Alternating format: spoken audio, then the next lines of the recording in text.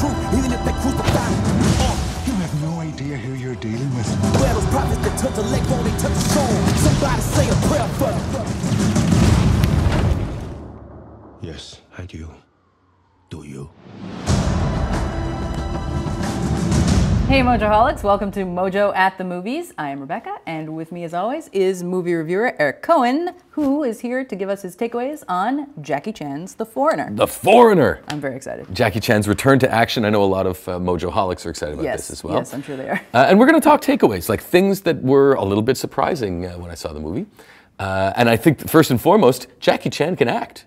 I was surprised when you told me that. I was like, that's not what I think of when I think of him. Well, it's not to say that he's a bad actor per se, but it's just that when, like you say, when we think of Jackie Chan, we think of action, we think of comedy, we think of almost slapstick style. Yeah. But here, none of that applies. This is a very serious role for Jackie Chan. He almost gets emo at one point.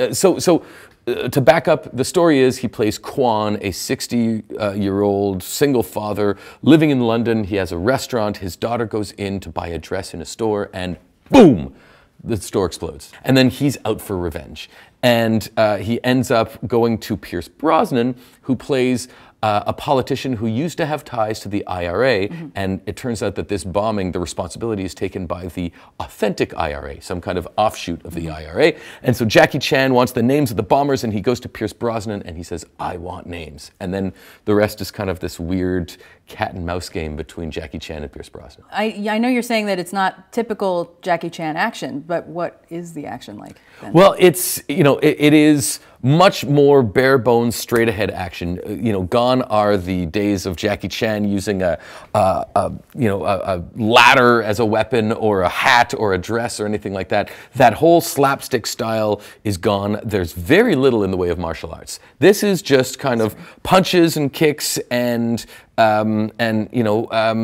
more American style action than you would normally see in a Jackie Chan movie. And it's also, when he directs his own movies, there is that Hong Kong style of, when the hits happen, you see it twice. In American style editing, they almost edit out the hit, so you see the hit coming and then you're already on to the next frame. And so you really get a different sense of urgency of the action here.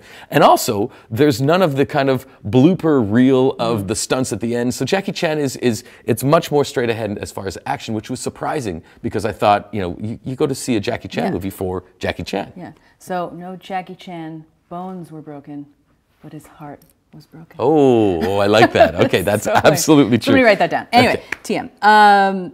The setting is, well, the movie, it's focused on terrorism, but it's not the terrorism that we're kind of concerned with right now. Exactly. Right? It's not the current kind of terrorism. It is IRA, and it happens now, but it's, there's no, talk of ISIS or anything like that. Although at one point in the movie, a double-decker bus explodes on a London bridge.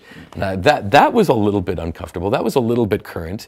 But yes, the setting of the IRA and it just provided a really good backdrop for this movie, and there was a lot more. In fact, Pierce Brosnan does a great job as this kind of, he's really grizzled and he's much older in this movie, and he's not suave like James Bond, but I feel that the movie focused more on Pierce Brosnan than it actually does on Jackie Chan. And so in terms of the political thriller style, that really worked well. Right. Yeah. So it's directed by Martin Campbell, who had worked with Pierce Brosnan previously. That's right. The two of them worked on GoldenEye together, and Martin Campbell also did Casino Royale. Right. So he's got a definitive style.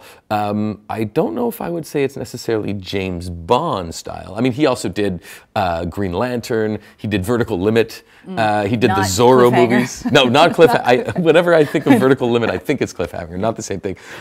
So it's not exactly a James Bond movie. I would say it's Taken. This is Jackie Chan's Liam Neeson moment. He's out for revenge, he's stoic, he's serious, and he wants names, and he wants to get revenge. Throw in a little bit of Rambo in there, because at one point he's kind of hiding out in the forest and setting traps and stuff like that. Ooh, traps. So, I mean, for fans of Jackie Chan, it's different. It might not be what you're expecting, but it's still quite a good movie. And I think the interplay, like I said, between Jackie Chan and Pierce Brosnan is it's well done.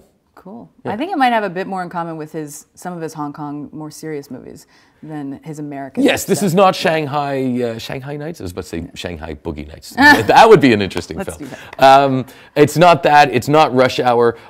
There's no joy in this movie. So don't go in expecting laughs. Don't go in expecting to smile. But if you're into kind of like dark political thrillers and you want to see Jackie Chan shed a tear, that's hard to say, then this is the movie to see. Awesome. Thank you so much, Eric. And thank you guys for watching. We'll see you next time on Mojo at the Movies. You'll be safe here. I wouldn't count on it.